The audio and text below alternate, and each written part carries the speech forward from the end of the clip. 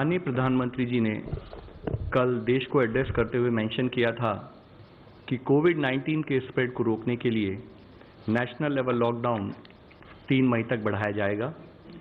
इसके तहत उन्होंने ये भी बताया था कि 20 अप्रैल तक देश के हर शहर, हर जिले का इवैल्यूएशन किया जाएगा और किस डिस्ट्रिक्ट और किस रीजन में केसेस ज़्यादा आ रहे हैं, केसेस कैसे मैनेज हो रहे हैं, उसका एक इवैल्यूएशन किया जाएगा। उस संबंध में उन्होंने कहा था कि इवैल्यूएशन करते हुए एक डिटेल्ड गाइडलाइंस आज इशू की जाएंगी, जिसके तहत मिनिस्ट्री ऑफ हेल्थ ने एक डिटेल्ड डायरेक्शन आज स्टेट्स को जारी की है। उसमें हमने स्टेट से स्पेसिफिकली कहा है कि हमें इस लॉकडाउन की अवधि का सदुपयोग करना है।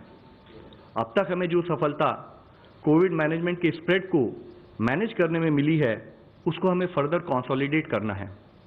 इसके तहत देश के हर जिले, उसको hotspot districts, non hotspot districts लेकिन वहाँ पर केसेस रिपोर्ट हो रहे हैं, और ग्रीन जोन डिस्ट्रिक्ट जहाँ पर कि कोई केसेस नहीं आए हैं, उसमें बांटा गया है। हॉटस्पॉट डिस्ट्रिक्ट का मुख्य क्राइटेरिया है वह जिले जहाँ पर या तो ज़्यादा केसेस आ रहे हैं या rate of growth of cases ज़्यादा है, या दूसरे शब्दों में कहें तो डबलिंग रेट ऑफ केसेस वहाँ पर कम है।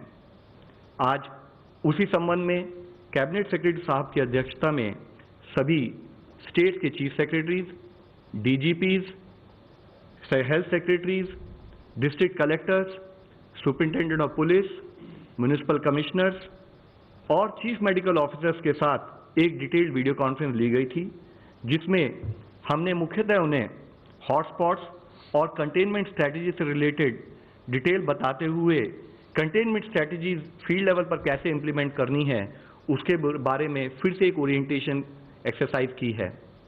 हमने वीडियो कॉन्फ्रेंस में उन्हें large containment outbreak strategies, large outbreak containment strategies और क्लस्टर कंटेनमेंट स्ट्रैटेजीज के बारे में डिटेल में बताया है। उस स्ट्रैटेजी के संबंध में कैसे कंटेनमेंट जोन, कैसे बफर जोन को डिलीनेट करना है, उसके बारे में बताया गया। कंटेनमेंट जोन में किस तरीके से proper parameter mapping, clear exit और एंट्री पॉइंट डिफाइन किए जाएं, उसके बारे में विस्तृत चर्चा की गई। वहाँ पर जो हमारी कंटेनमेंट जोन होगी, एक्सेप्ट फॉर एसेंशियल सर्विसेज, बाकी कोई भी मूवमेंट और एक्टिविटीज़ को रेस्ट्रिक्ट किया जाएगा। कंटेनमेंट जोन में स्पेशल टीम्स के द्वारा केसेस की एक एक्टिव सर्च की जाएगी। वहाँ पर सैम्पलिंग क्राइटेरिया के तहत सैंपल्स कलेक्ट किए जाएंगे और उन सैंपल्स की टेस्टिंग की जाएगी। इसके साथ ही कंटेनमेंट जोन के बाहर के एरिया को, जिसको हम बफर जोन कहेंगे, वहाँ पर भी सभी हेल्थ फैसिलिटीज, चाहे वो गवर्नमेंट हो या प्राइवेट हो, उनको ओरिएंट किया जाएगा और वहाँ पर इन्फ्लुएंजा लाइक इलनेस या सीवियर रेस्पिरेटरी एक्यूट सिंड्रोम, जो उस टाइप के ब्रेथलेसनेस से रिलेटेड केसेस होंगे, उनकी भी टेस्टिंग की जाएगी। हमारी तैयार की गई ये स्पेशल टीम्स जो कि कंटेनमेंट जोन में काम करेंगी, वे सभी कॉन्टैक्ट्स को ट्रेस करेंगी और साथ ही हाउस टू हाउस विजिट भी करेंगी। इस टीम्स में हेल्थ स्टाफ के अलावा local revenue staff, local corporation staff और साथ ही जो हमारे वॉलंटियर्स हैं, जैसे कि रेड क्रॉस, एनएसएस, नेहरू युवा केंद्र, उन सब वॉलंटियर्स का भी इस्तेमाल किया जाएगा। हाउस टू हाउस सर्वे के द्वारा हम उस केस में, उस एरिया में जिसमें भी सर्वे होगा कंटेमिनेट एरिया में, उसमें फीवर, कफ और ब्रेथलेसनेस से रिलेटेड केसेस को आइडेंटिफाई करते हुए उन पर एज पर प्रोटोकॉल एक्शन लेंगे। साथ ही डेली इवनिंग जो भी डेटा फील्ड सर्वे के हिसाब से आएगा, उसको जिला स्थाई पर आइडेंटिफाई करते हुए फोकस एरियाज ऑफ इंटरवेंशन बनाए जाएंगे और उसके हिसाब से कार्य किया जाएगा। इस कार्य में हेल्थ स्टाफ, रेवेन्यू स्टाफ के अलावा जिला स्तर पर कभी काम करने वाले सभी डिपार्टमेंट के स्टाफ को ओरिएंट किया जाएगा, उनका इस्तेमाल किया जाएगा। एज आई मेंशन्ड अर्लियर, हमारा रिस्पॉन्स कोविड के संबंध में होल ऑफ गवर्नमेंट अप्रोच रहा है। इसके साथ ही जिलों को बताया गया है कि वे कोविड डेडिकेटेड हॉस्पिटल्स बनाएं, माइल्ड केसेस के लिए Covid care centres, severe cases के लिए जिसमें ऑक्सीजन सपोर्ट फैसिलिटी उपलब्ध हो, उसके लिए कोविड हेल्थ सेंटर्स, और क्रिटिकल केसेस जहां पर वेंटिलेटरी सपोर्ट भी उपलब्ध हो, उसके लिए कोविड हॉस्पिटल्स बनाए जाएं। हमने उनको specially clinical management of positive cases के बारे में फोकस करने के लिए कहा है। अर्ली आइडेंटिफिकेशन और proper clinical management is actually a major key in terms of effective patient management. हमने उनसे कहा है कि एम्स के जो कॉल सेंटर को हमने बनाया है उसका इस्तेमाल करते हुए पेशेंट का clinical management as per protocol हो और पूरा यत्न किया जाए कि कोई भी पेशेंट, कोई भी केस हमारा फेटालिटी में कन्वर्ट ना हो। हर केस को जिला स्तर पर, सीनियर स्थाई पर day to day clinical management के लिए मॉनिटर किया जाए। जिले को फार्मास्यूटिकल इंटरवेंशन जैसे कि जो हमारे रिस्क केसेस होते हैं उनके लिए HCQ हाइड्रोक्सिल क्लोरोक्विन के अलावा नॉन फार्मास्यूटिकल इंटरवेंशंस के रूप में social distancing, hand washing etiquettes को भी प्रमोट करने के लिए कहा गया है। जिलों को स्पेशली कहा गया है कि जो भी हेल्थ स्टाफ या जो वॉलंटियर इस कार्य में जुड़े हैं उन सबको प्रॉपरली ओरिएंट किया जाए, उनको इन्फेक्शन प्रिवेंशन प्रैक्टिसेस के बारे में बताया जाए और रेलेवेंट स्टाफ को क्लिनिकल मैनेजमेंट प्रोटोकॉल की प्रॉपर ट्रेनिंग भी दी जाए।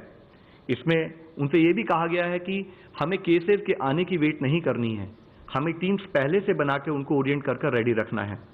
उनसे कहा गया है कि इसके लिए संबंधित online training material iGOT platform पर उपलब्ध है, उसका इस्तेमाल किया जाए। जो जिले आज केसेस रिपोर्ट कर रहे हैं लेकिन हॉटस्पॉट की कैटेगरी में नहीं आते हैं, उन पर भी उसी मोमेंटम और उसी अटेंशन से काम करने की ज़रूरत है। ये हमारे पोटेंशियल हॉटस्पॉट्स हो सकते हैं, वहाँ पर भी क्लस्टर कंटेनमेंट प्लान के हिसाब से कार्य किया जाए। हाँ, वहाँ पर भी हमारा फोकस हो कि हम कॉन्टैक्ट ट्रेसिंग करें, सर्वेलेंस करें, क्लिनिकल मैनेजमेंट पर ध्यान दें ताकि इन इलाकों में भी चेन ऑफ ट्रांसमिशन को ब्रेक कर सकें। साथ ही जो हमारे नॉन इफेक्टेड जिले हैं वो नॉन इफेक्टेड ही रहें, उन पर कार्य करने की ज़रूरत है। वहाँ पर हमें कम्युनिटी से एंगेज करते हुए अपना हेल्थ इंफ्रास्ट्रक्चर अपग्रेड करना है। कोविड डेडिकेटेड हॉस्पिटल जल्दी से जल्दी बनाने हैं और उनके साथ ही ILI that is influenza like illness और सारी सीवियर एक्यूट रेस्पिरेटरी इलनेस की मॉनिटरिंग करनी है, उनसे रिलेटेड टेस्टिंग करनी है। हमारा एफर्ट रहे कि इन जिलों में कभी भी कोई केस ना आए। हमें ये सारे कार्य कम्युनिटी को जोड़ते हुए, कम्युनिटी को साथ लेते हुए करना है। जैसे कि मैंने इससे पहले भी आप सबको कहा है, रिक्वेस्ट की है कि हमारे पूरे एफर्ट्स शुरू से ही समस्त समाज और संपूर्ण सरकार को मिलकर कार्य करने से रहे हैं। हमें सभी जिलों को कहा है कि वो एक जिले लेवल पर क्राइसिस मैनेजमेंट प्लान फॉर कोविड-19 बनाएं। जिलों को कहा गया है कि एक की फेलियर पूरे देश की फेलियर का कारण हो सकता है, इसलिए जरूरी है कि कंटेनमेंट प्लान पूरे देश में हर जिले में यूनिफॉर्मली इंप्लीमेंट हो। सबकी इंडिविजुअल सक्सेस ही देश की सक्सेस का कारण बनेगी। हमें कॉन्स्टेंटली अलर्ट पर रहना है और हर तरीके से इस बैटल में सक्सेसफुल होना है। धन्यवाद। पहली ये कि जो लॉकडाउन पूरे देश में है उसकी अवधि बढ़ा के 3 मई तक करी जा रही है और दूसरी बात ये थी कि देश के हर क्षेत्र को, चाहे वो कस्बा हो, चाहे पुलिस थाना हो, चाहे जिला हो, इन सभी क्षेत्रों में लॉकडाउन का क्रियान्वयन कैसा हुआ है उस पर उसकी एक समीक्षा की जाएगी और जो क्षेत्र इस पे खरे उतरेंगे और जो संक्रमण की दृष्टि से और अन्य प्रकार से संवेदनशील नहीं होंगे, जो हॉटस्पॉट्स नहीं होंगे, जैसा कि मिस्टर अग्रवाल ने बताया, उन क्षेत्रों में 20 अप्रैल से कुछ राहतें दी जाएंगी, कुछ गतिविधियों में कुछ छूट दी जाएगी। तो और इस बात से ये भी साफ था कि 20 अप्रैल तक कम से कम जो अभी के गृह मंत्रालय के दिशा निर्देश हैं, जो 24 मार्च के आदेश के तहत जारी किए गए हैं, वही लागू रहेंगे। तो माननीय प्रधानमंत्री जी के इन दिशा निर्देशों के अनुरूप गृह मंत्रालय ने कल एक आदेश पारित किया और उस आदेश के तहत जो लॉकडाउन है उसको 3 मई तक उसको बढ़ाया गया। आज गृह मंत्रालय ने एक और आदेश पारित किया है जहां ये कहा गया है कि जो ऐसे क्षेत्र हैं जिनमें जो हॉटस्पॉट या कंटेनमेंट जोन्स नहीं हैं, जो संवेदनशील नहीं हैं, वहाँ कुछ जो जरूरी गतिविधियाँ हैं उनमें कुछ राहतें दी गई हैं। लेकिन साथ साथ ये भी कहा गया है कि ये राहतें उन्हीं क्षेत्रों में हैं जो हॉटस्पॉट्स नहीं हैं और इनकी 2 अलग शर्तें हैं। पहली शर्त ये कि जो भी लॉकडाउन के दिशा निर्देश हैं वो उनकी कड़ी अनुपालना होनी होगी इन क्षेत्रों में, और जो भी गतिविधियां हैं जिनमें राहतें दी जा रही हैं उनको क्रियान्वित करने से पहले सोशल डिस्टेंसिंग की दृष्टि से कुछ प्रारंभिक कार्यों को लागू वहाँ पे करना आवश्यक है। तो ये एक आदेश आज जारी हुआ है गृह मंत्रालय द्वारा, और इसी आदेश के साथ एक कंसोलिडेटेड रिवाइज गाइडलाइंस भी जारी की गई हैं, जिनके तहत ये बताया गया है कि परमिटेड गतिविधियां क्या क्या हैं, उनका उल्लेख किया गया है। और उल्लेख करने के साथ साथ दो बहुत ज़रूरी चीज़ें इन गाइडलाइंस में कही गई हैं। पहला तो जितने भी जिला अधिकारी और जिला मजिस्ट्रेट हैं भारत के, उन सभी को कहा गया है कि जो नेशनल कोविड डायरेक्शंस हैं, राष्ट्रीय कोविड निर्देश हैं, जैसे कि मास्क पहनना अनिवार्य है, सोशल डिस्टेंसिंग रखना अनिवार्य है, 5 से अधिक लोगों के समूह में इकट्ठा होना वर्जित है, इस तरह के जो नेशनल कोविड डायरेक्शंस हैं उनकी अनुपालना सख्ती से होगी। उसका अगर कोई उल्लंघन होता है तो उस पर पेनल्टी जारी की जाएगी। एक ये बात कही गई है इन गाइडलाइंस में। और दूसरी बात ये कही गई है कि जितने भी औद्योगिक या वाणिज्यिक या और भी कार्य स्थल हैं, वर्क प्लेसेस हैं, वहाँ पे एक स्टैंडर्ड ऑपरेटिंग प्रोटोकॉल SOP जो सोशल डिस्टेंसिंग की दृष्टि से बनाया गया है और जो इन गाइडलाइंस के साथ संलग्न है, उसकी अनुपालना होना आवश्यक है। तो जो ये आज गृह मंत्रालय की गाइडलाइन है, इसका जो सार है वो ये है कि जो लॉकडाउन है वो जारी रहेगा। लॉकडाउन में किसी प्रकार की कोई शंका नहीं होनी चाहिए किसी के मन में कि लॉकडाउन जारी नहीं है, लॉकडाउन जारी रहेगा। और लॉकडाउन जारी के रहने के साथ साथ कुछ इस तरह के कोविड डायरेक्शंस हैं या SOPs हैं जो सुरक्षा की दृष्टि से, संक्रमण से अपने को बचाने की दृष्टि से, जैसा कि गृह मंत्रालय के स्वास्थ्य मंत्रालय के प्रतिनिधि ने बताया कि लार्ज आउटब्रेक्स को कंटेन करने की दृष्टि से जो ज़रूरी हैं, उन पे बहुत ज़्यादा स्ट्रेस किया गया है। अब मैं आता हूँ कि क्या ऐसी गतिविधियाँ हैं, क्या ऐसे क्षेत्र हैं जहाँ राहतें दी गई हैं। तो इसमें प्रमुख है ग्रामीण विकास और ग्रामीण अर्थव्यवस्था को प्रोत्साहन, encouragement to the rural economy.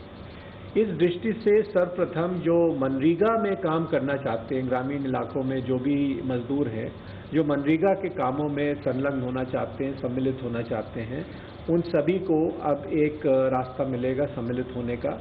लेकिन इसमें भी ये शर्त है कि उनको मास्क पहनने होंगे, सोशल डिस्टेंसिंग उनको ऑब्जर्व रखनी होगी।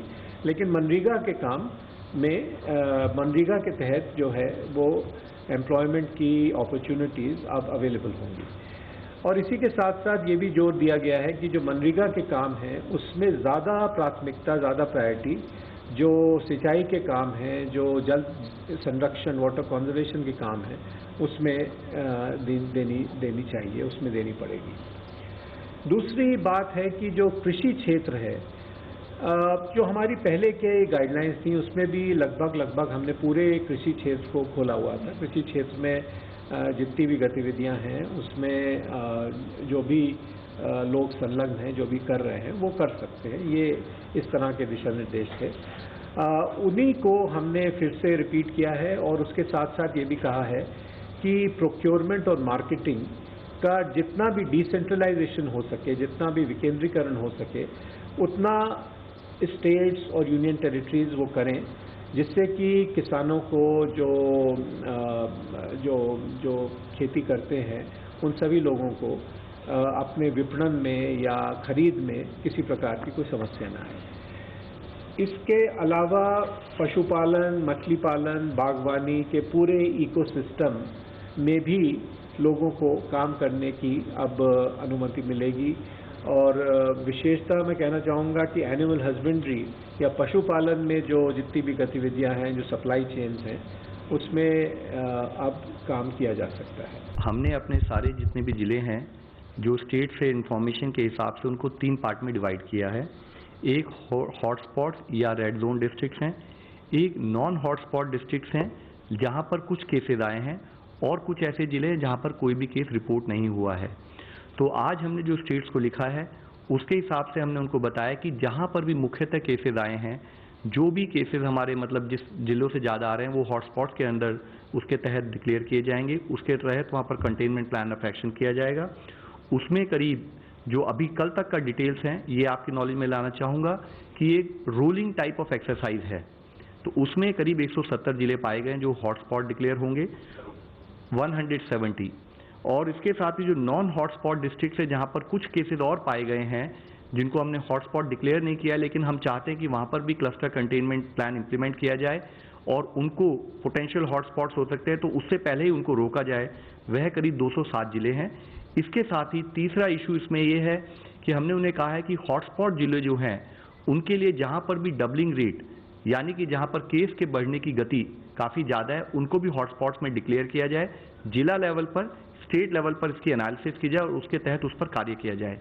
साथ ही हमने स्टेट्स को ये भी कहा है कि जो ये हॉटस्पॉट्स हमने आइडेंटिफाई किए हैं, इसके अलावा बिकॉज स्टेट्स इस बैटल को फील्ड पर लड़ रही हैं, इसके अलावा एडिशनल एरिया वो अगर कोई हॉटस्पॉट के रूप में डिक्लेयर करना चाहें, एडिशनल मेजर्स लेना चाहें तो वो ले सकती हैं। एक और ऑनलाइन क्वेश्चन है for the health ministry. 10,000 plus cases so far. Will the health ministry still say there is no community transmission? Sir, let me repeat, let me bring to your notice again, there is no community transmission in the country so far. What we are seeing is some local outbreaks or some clusters based on which, जिसमें हमने guideline, जैसे इससे पहले मैंने आपको बताया कि जो क्लस्टर्स हैं या जो आउटब्रेक्स हैं उन पर क्लस्टर कंटेनमेंट और आउटब्रेक कंटेनमेंट स्ट्रैटेजीज के तहत हम एक्शन लेकर उनको वहीं पर चेन ऑफ ट्रांसमिशन को तोड़ें, उससे रिलेटेड एफर्ट्स हम कर रहे हैं। कभी भी देश में कम्युनिटी ट्रांसमिशन से रिलेटेड कोई भी इशू होगा तो हम लोगों को ज़रूरत है कि हम आपके द्वारा पब्लिक को बताएं ताकि हम उस लेवल ऑफ अलर्टनेस से काम कर सकें। इसके साथ ही फिर मैं ये कहना चाहूँगा कि मेजर चैलेंज आज हमारे लिए सबसे ज़्यादा चैलेंज ये है कि जो हमारी कंटेनमेंट स्ट्रैटेजीज है उनको फील्ड पर इम्प्लीमेंट किया जाए। Mister Vinod Rathore, TV9 Marathi. मेरा सवाल अग्रवाल सर से और ICM के रमन सर से है। सर, महाराष्ट्र के एक मंत्री ने आज आरोप लगाया कि उनको PPE किट दी नहीं जा रही है, जानबूझकर PPE किट को रोका जा रहा है। जितनी ज़रूरत है उतनी PPE किट महाराष्ट्र को नहीं दी जा रही है। खेड़कर सर के लिए सवाल मेरा ये है कि प्राइवेट अस्पताल जो है वो परमिशन के लिए ICMR के पास कोविड का जो उपचार है उसको करना चाहती है, लेकिन ICMR लगभग 15 दिनों से उस फाइल को दबा के रखा है और परमिशन नहीं दिया जा रहा है। अवॉइड इंडिविजुअल केसेस, एक्चुअली वो सेपरेटली कर सकते हैं। जनरल कोई क्वेश्चन है, ठीक है। Sir, let me respond. I would really urge you, मैं आपसे रिक्वेस्ट करूंगा कि जब भी आप कोई एक प्रश्न पूछें तो उस प्रश्न के पीछे की मंशा में एक क्लैरिटी होनी चाहिए कि कोई भी मेरे से टेक्निकल विषय में, टेक्निकल इम्प्लीमेंटेशन प्रोसेस के विषय में पूछें। तो इस संबंध में मैं आपको कहना चाहूँगा कि जितनी भी हमारे पास PPEs हैं, जो हमारे पास PPEs हमने कहीं से भी प्रोसेस के थ्रू रिटेन की, उनको हमने केस लोड के बेसिस पर हर स्टेट को पहुंचाया है। और आप सबसे और आपके द्वारा मुझे सबसे ये रिक्वेस्ट करनी है कि हमारा एफर्ट रहे कि जिस तरह से अब हम एफर्ट करके PPEs की अवेलेबिलिटी देश में बढ़ा रहे हैं, उस अवेलेबिलिटी के द्वारा हम जिस स्टेट में जहां जितने केसेस आ रहे हैं उसको प्रोपोर्शनेटली वहां पर पहुंचा रहे हैं। Another online question. सर, इसका एक जवाब दे देता हूँ। प्राइवेट हॉस्पिटल्स को ICMR पे पास आके कोई अप्रूवल चाहिए, ऐसा कोई स्कीम नहीं है। प्राइवेट लैब के लिए था और मैं आगे चल के आपको बोलता हूँ 73 लैब्स अभी हमने अप्रूव किए हैं, उनमें के 22 लैब्स आर करंटली टेस्टिंग। हमारी तरफ बोलने में प्राइवेट हॉस्पिटल का। Another online question, what steps did the government take to inform and assure migrant laborers about the extension of lockdown?